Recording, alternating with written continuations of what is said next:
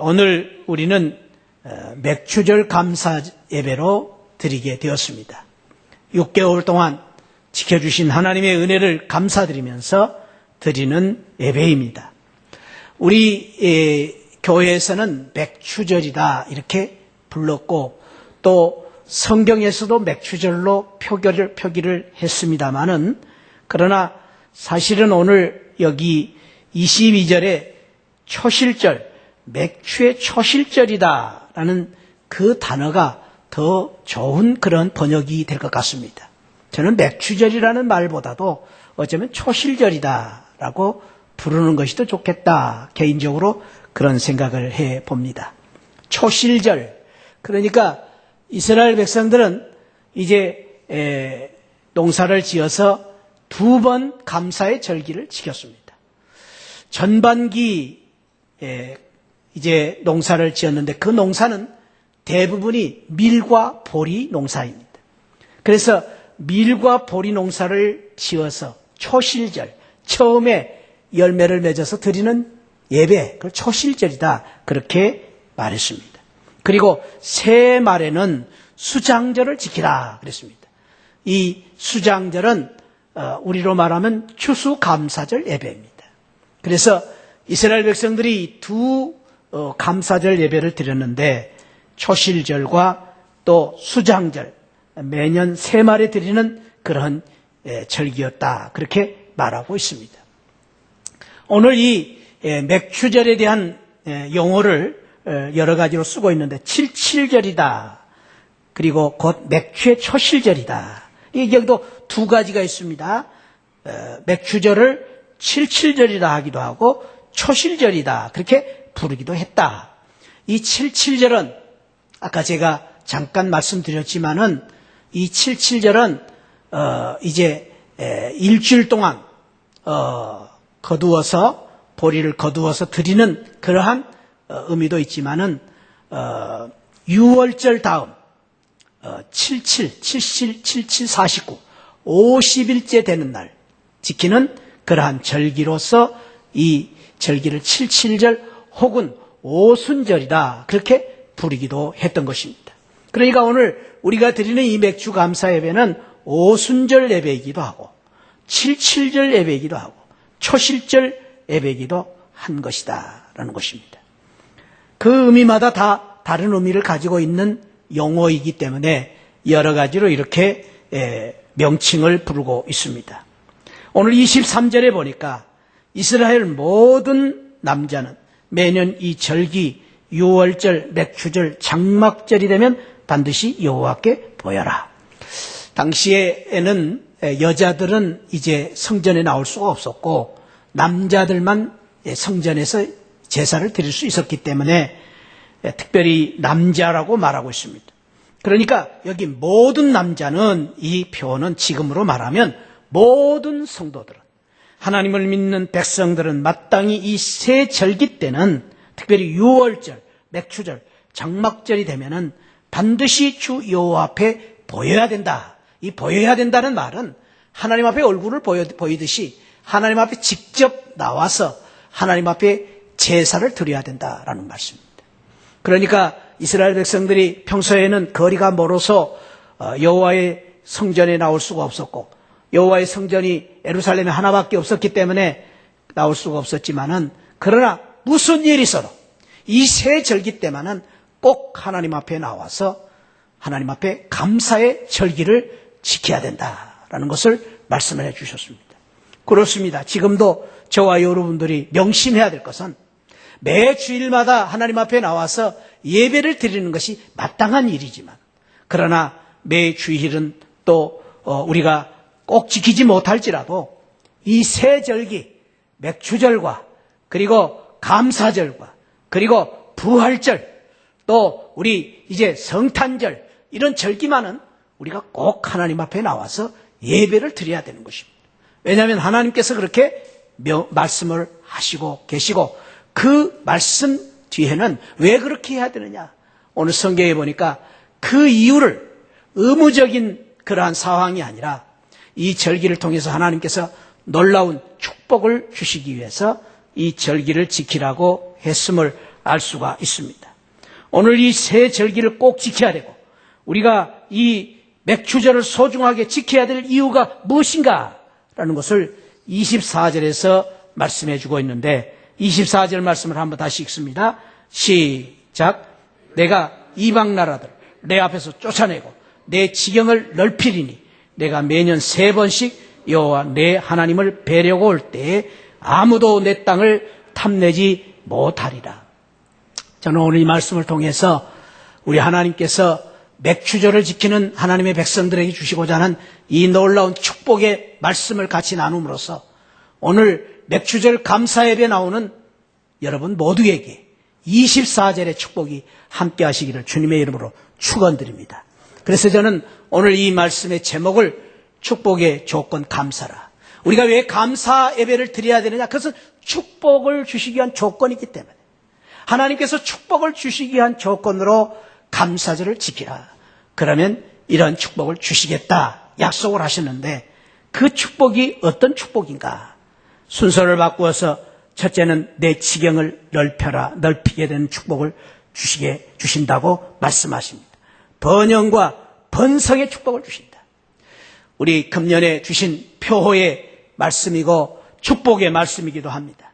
제가 금년 초에 이 말씀의 의미를 자세하게 설명을 드렸기 때문에 생략하고 간단하게 그 의미를 다시 한번 생각합니다. 내 지경을 넓혀라. 이 지경은 우리가 생각하는 우리가 바라보는 그 넓이가 아니라 하나님께서 주시는 엄청난 우리 생각하는 것보다 훨씬 광활한 지경을 말합니다. 하나님이 예정하신 지경, 그 지경에 대해서 출애굽기 23장에서는 내가 이 너의 지경을 홍해에서부터 블레셋 바다까지 광야에서부터 하수까지 정하게 될 것이라고 말씀을 했습니다. 여러분, 그때 당시에는 지도가 없습니다.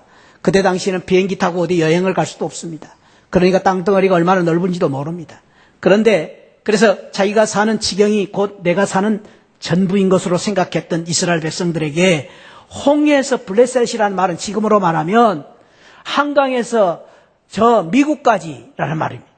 저 미국 땅끝까지, 아니 미국이 아니겠죠.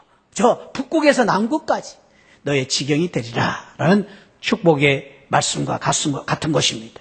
이 말씀을 통해서 우리의 지경이 넓혀진다는 말은 우리의 영향력이 넓혀지고 우리의 삶이 넓혀지는 그런 놀라운 축복을 주시겠다라는 그러한 말씀입니다. 감사로 제사 드리는 자에게 하나님께서 주시는 축복은 영역이 넓혀짐으로 말미암아 번성하고 생육하는 번영하는 놀라운 축복을 주신다고 약속을 하신 것입니다. 하나님이 우리 인간을 지으실 때에 우리 인간에게 주신 남다른 축복이 있습니다. 그것은 생육하고 번성하는 축복을 주신 것입니다. 하나님은 우리를 이 세상의 최고의 걸작품으로 만드셨는데 그 걸작품으로 만드신 이유는 이 세상을 정복하고 다스리고 생육하고 번성하는 축복을 주시기 위해서 우리를 최고의 피조물 걸작품으로 만드셨습니다.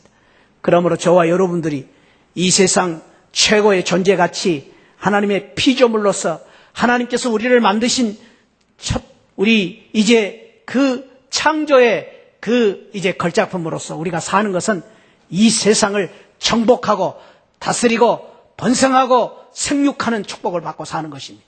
우리 시안을 사랑하는 성도 여러분 모두에게 하나님이 주시고자 하는 이 놀라운 축복대로 이 세상을 다스리고 번성하고 번영하는 축복을 받으시는 성도들이 되시기를 축원드립니다. 그런데 그 축복을 이미 하나님이 우리에게 주셨는데 그 축복을 누가 누리느냐? 오늘 성경에 보니까 감사하는 자들이 그 축복을 누린다라는 말입니다. 감사하는 자들이 번영하고 번성하는 축복을 누린다. 감사하는 자들이 이 세상을 다스리고 이 세상을 이제 정복하는 놀라운 축복. 그것이 바로 지경이 넓혀지는 축복입니다. 감사하는 하나님 앞에 감사하는 자에게 하나님의 능력으로 말미암아 이 세상을 정복하고 다스리는 영향력 있는 삶을 사는 그러한 놀라운 축복을 주시겠다고 약속하고 계십니다. 지경이 넓혀지리라는 이 말씀 속에는 지경이 넓혀지는 이 지경은 우리가 감사할 때 기도의 지경이 넓혀진다는 말입니다. 여러분, 감사는 기도입니다. 감사, 우리가 드리는 찬송은, 이 찬송은 모두가 다 감사의 시, 감사의 기도입니다. 그러니까 우리가 찬송을 드릴 때, 감사를 드릴 때 자연적으로 하나님 앞에 기도를 드리는 것입니다. 기도를 드린다는 것은 감사하는 것입니다. 그래서 주님께서 기도를 가르쳐 주실 때 너희는 이렇게 기도하라. 어떻게 기도하라? 제일 처음에 뭘 달라 그렇게 기도하지 말고 하늘에 계신 우리 아버지여 이름이 거룩히 여김을 받으시오며 하나님 앞에 감사하며 찬양하며 기도하라. 기도는 감사입니다. 감사는 기도입니다. 그래서 우리가 기도할 수 있다는 것은 감사할 수 있다는 것입니다. 우리가 감사한다는 것은 기도할 수 있다는 말입니다. 바꾸어서 우리가 기도하지 아니하고 감사하지 않을 때 우리의 입술로부터 나오는 말은 불평과 원망의 말이 나올 수밖에 없습니다. 우리의 입으로부터 나오는 것은 한숨밖에 나올 수밖에 없습니다. 어렵고 힘들 때마다 우리가 가만히 있으면 불평, 원망, 그리고 절망, 낙심, 한숨밖에 나오지 않습니다. 사랑하는 새하늘 가족 여러분, 저는 여러분들 축복합니다. 어렵고 힘들 때 언제 어느 때든지 저와 여러분들의 입술을 통해서 감사의 기도를 드리시기를 축원드립니다. 감사를 드릴 때 원망, 불평은 사라지게 되어 있습니다. 감사를 드릴 때 그 감사를 통해서 지경이 넓혀지는 놀라운 축복을 주시는 것입니다. 할렐루야. 그래서 감사가 귀한 것입니다. 기도를 드릴 때 자연적으로 우리가 감사를 드릴 수 있습니다. 왜냐하면 하나님 앞에 드리는 기도이기 때문입니다. 그래서 기도는 감사합니다. 때로는 히스기야처럼 죽음을 앞두고 통곡하고 눈물로 기도해도 그 기도가 감사합니다. 그래서 히스기야는 통곡하며 눈물을 흘리면서 노래를 불렀지 않습니까? 그렇습니다.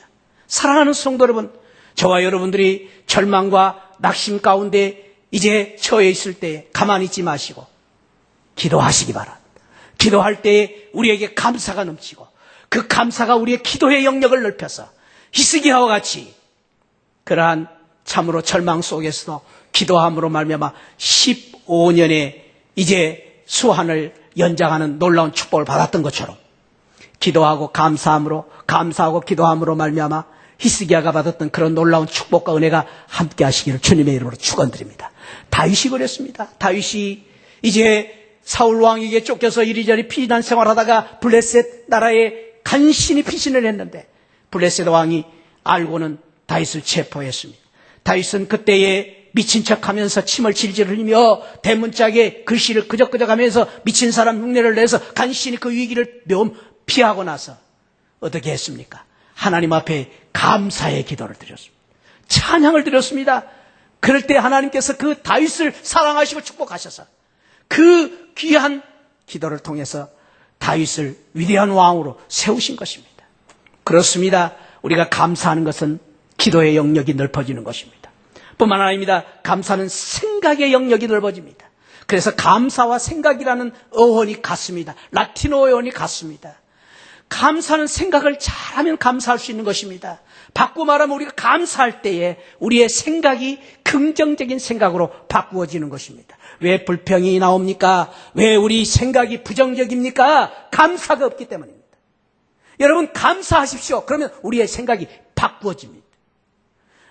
우리가 생각할 때에 우리의 시각이 그것이 이제 우리의 상황이라고 생각합니다. 아닙니다. 우리의 생각 자체가 우리의 상황입니다. 똑같은 물건을 보면서도 우리의 생각이 어떤 생각을 가지느냐에 따라서 천차만별로 달라질 수 있습니다.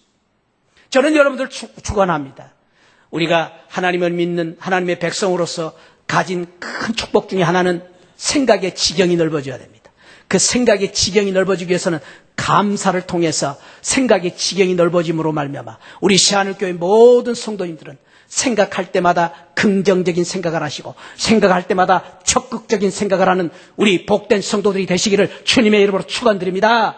그 생각을 할 때에 긍정적이고 적극적인 하나님의 생각을 할 때에 상황은 바꿔질 줄 믿습니다. 상황을 우리가 이기게 될 줄 믿습니다. 그런 귀한 은혜가 저와 여러분들에게 함께 하시기를 축원드립니다. 그 비결은 감사하는 것입니다. 감사. 그래서 우리가 옆에 있는 성도를 볼 때도 먼저 감사하시기 바랍니다. 감사하는 마음으로 바라보시기 바랍니다. 그러면 그 성도님들의 단점이 보이고도 장점이 보일 것입니다. 감사가 없으면 모든 일에 부정적인 생각이 들게 되어 있습니다. 그렇습니다. 감사는 축복이요. 감사는 축복의 열매이기도 합니다. 프랑스의 한 웅장한 성당의 바하 연주의 세계적인 권위로 잘 알려진 오르간 연주자가 있었습니다. 그 연주자가 연주를 할 때는 수많은 사람들이 감동을 받고 그 오르간 연주에 모든 사람들이 다 은혜를 받았습니다. 한 기자가 어느 날 그 연주자를 찾아가 보았습니다. 깜짝 놀란 것은 그 연주자가 시각장애자라는 것입니다. 기자가 깜짝 놀랐습니다. 아니, 시각장애자인데 어떻게 그렇게 훌륭한 그런 오르간을 연주를 할 수 있습니까? 그랬더니 그 연주자는 첫 마디가 그랬습니다. 하나님의 은혜이지요. 하나님께 감사할 일밖에 없지요. 나 같은 사람이 이런 오르간을 연주할 수 있다는 것이 하나님의 은혜이지요. 기자는 더 이제 궁금했습니다. 아니, 당신이 눈이 어두운 시각장애자인데 눈이 어두워서 오르간을 연주하는데 무엇이 감사하다는 말입니까? 그랬을 때 그 장애자는 그렇게 말했다고 합니다. 감사한 일이지요. 제가 비록 눈이 어둡지만 하나님께서는 저에게 밝은 귀를 주시고 음악을 들을 수 있는 귀를 주시고 그리고 오르간을 켤 수 있는 건강한 손을 주시고 발을 주셔서 제가 이렇게 오르간을 연주할 수 있지 않습니까? 여러분, 이것이 감사의 시각의 차이입니다. 어떤 사람들은 손도 가지고 발도 가지고 눈도 가지고 다 가졌는데도 불평합니다. 그러나 오늘 이 연주자처럼 눈이 없어도 감사할 수밖에 있는 것은 하나님께 주신 더 좋은 것이 있기 때문에 생각이 다르기 때문에 감사할 수 있다라는 것입니다. 그렇습니다. 저는 오늘 축복합니다. 감사절 예배를 드리는 저와 여러분 모두에게 영역이 넓혀지고 영향력이 넓혀지고 기도의 지경이 넓혀지고 감사의 생각의 영역이 넓혀지는 그런 귀한 은혜와 축복이 함께 하시기를 주님의 이름으로 축원드립니다. 두 번째로는 감사할 때에 오늘 성경에 보니까 내가 열방을 내 앞에서 쫓아내리라. 한번 따라합시다. 열방을 너 앞에서 쫓아내리라. 여기 열방은 그 당시에 이스라엘 백성들을 대적하고 이스라엘 백성들을 끊임없이 괴롭히는 그러한 민족들이었습니다. 7족속, 해족속, 기르가 족속, 아모리 족속. 그 사람들은 기골이 장대한 사람들입니다. 힘이 센 사람입니다. 감히 물리칠 수 없는 사람들입니다. 그런데도 불구하고 하나님께서 그들을 물리쳐 주시겠다고 약속을 하신 것입니다. 오늘 우리 이 출애굽기를 쓴 모세는 그 놀라운 이제 하나님의 능력을 체험하고 그리고 그 귀한 이제 하나님의 은혜를 체험했기 때문에 오늘 특별히 이스라엘 백성들에게 이 말씀을 드리고 있는 것입니다. 너희가 감사절을 지키라. 그러면 하나님께서 너와 함께 싸울 것이다.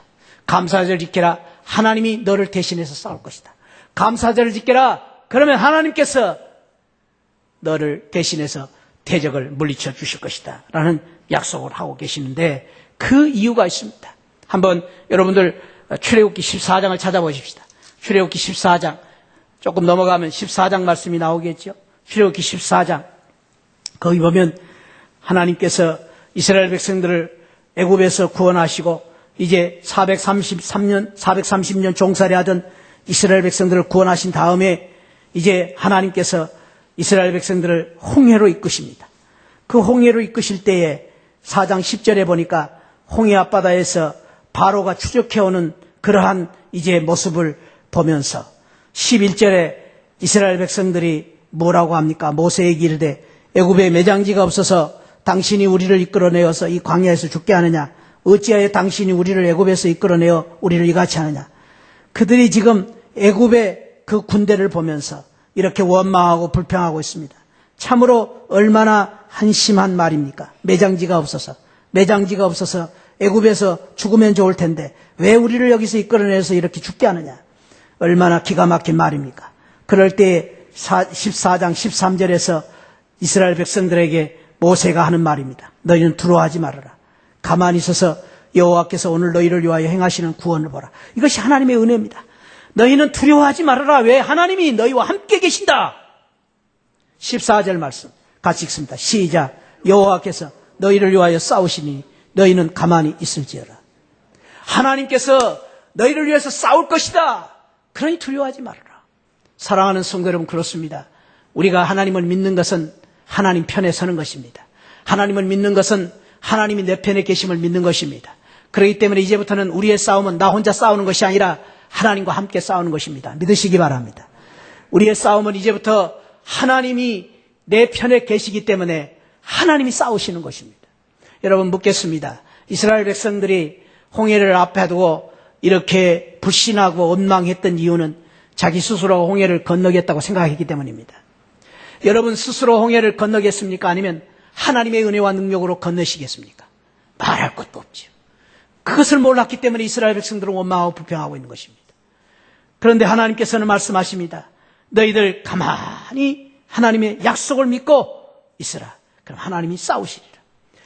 사랑하는 성도 여러분, 이것이 모세에게 주셨던 하나님의 약속이고 이스라엘 백성들 주셨던 하나님의 축복이고 다윗에게 주셨던 하나님의 축복이고 여호수아에게 주셨던 하나님의 축복이고 히스기야에게 주셨던 하나님의 축복이고 바울에게 주셨던 하나님의 축복입니다. 하나님을 믿는 자들에게는 하나님이 편에 계셔서 하나님이 우리를 위해서 싸우십니다. 그래서 우리가 하나님께 속하고 하나님께 나아가고 하나님 앞에 감사하면 하나님이 우리를 위해서 싸우시는 것입니다. 할렐루야. 우리가 하나님 앞에 감사하면 하나님이 우리를 위해서 대적을 물리쳐 주시는 것입니다. 할렐루야. 우리가 하나님께 감사하면 하나님께서 우리의 병마를 물리쳐 주시는 것입니다. 할렐루야. 우리가 싸우는 것이 아닙니다. 우리가 이기는 것이 아닙니다. 우리의 힘과 능력으로 싸우는 것이 아닙니다. 우리는 하나님 앞에 찬양하고 감사하고 기도하면 하나님이 우리를 위해서 싸우시는 것입니다. 그것이 바로 믿음의 능력이고 믿음의 기적입니다. 그래서 저와 여러분들이 오늘 감사 예배를 통해서 하나님께서 우리 편에서 싸우시는 그 놀라운 축복과 은혜를 받으시기를 주님의 이름으로 축원드립니다. 저는 어제 우리 남선교회 회원들이 탁구 치는 모습을 보면서 또 그런 생각도 해봤어요. 가만히 보니까 지금 몇 주째 우리 남선교회 회원들이 토요일마다 와서 탁구를 하는데 탁구 실력이 많이 늘었어요. 많이 늘었어요. 그래서 이제는 옛날에는 똑딱똑딱딱 끝났는데 이제는 똑딱똑딱똑딱똑딱 그렇게 가더라고요. 그러니까 많이 이렇게 이제 랠리가 길어졌습니다. 그래서 가만히 보니까 탁구 잘하는 분들이 여러분 계세요. 그런데 가만히 보니까 어쩌다 한 번씩 탁구를 스매싱을 싹 해가지고 말이죠. 멋지게 치는 사람이 볼이 들어가서 이기는 경우도 가끔 있어요. 그런데 그런 사람들은 대부분이 보니까 실수를 많이 해요. 실수를 많이 해요. 그리고 어떤 사람이 이기느냐? 살짝 공을 넘겨주는 사람들이 오래 끝내 점수가 이기는 것을 봤습니다. 저는 그렇게 생각했습니다. 세상을 살 때 우리 성질대로 우리 방법대로 샥 때리면 잘 들어갈 수 있어요. 그러나 그보다도 감사 그리고 공을 넘겨주는 사람이 끝내 이긴다라는 것입니다. 할렐루야. 그렇습니다. 감사할 때 우리가 뭐 되겠느냐 싶은데 아니에요. 공을 넘겨주기만 하면 되는 것입니다. 근데 감사는요, 공을 넘겨주는 것이에요. 여러분 축구나 배구나, 축구는 또 그렇지 않겠구나, 또 탁구나 배구나 이런 것들을 보면 공을 잘 넘겨주면 이기는 것입니다. 근데 공을 잘 넘겨주는 것이 무엇이냐? 저는 감사라고 생각합니다. 감사를 많이 하면 우리 하나님께서 우리의 모든 문제를 하나님이 맡아 싸우시고 이기게 하시는 것입니다. 그런 은혜와 축복이 함께 하시기를 주님의 이름으로 축원드립니다. 기도하겠습니다.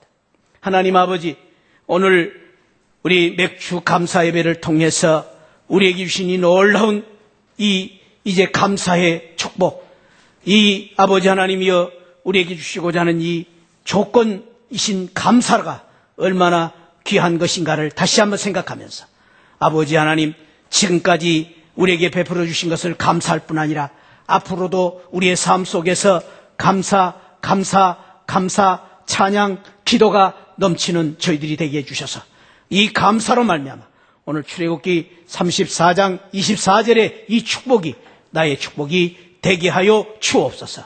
감사하고 예수 그리스도 이름으로 축복하고 기도하옵나이다. 아멘.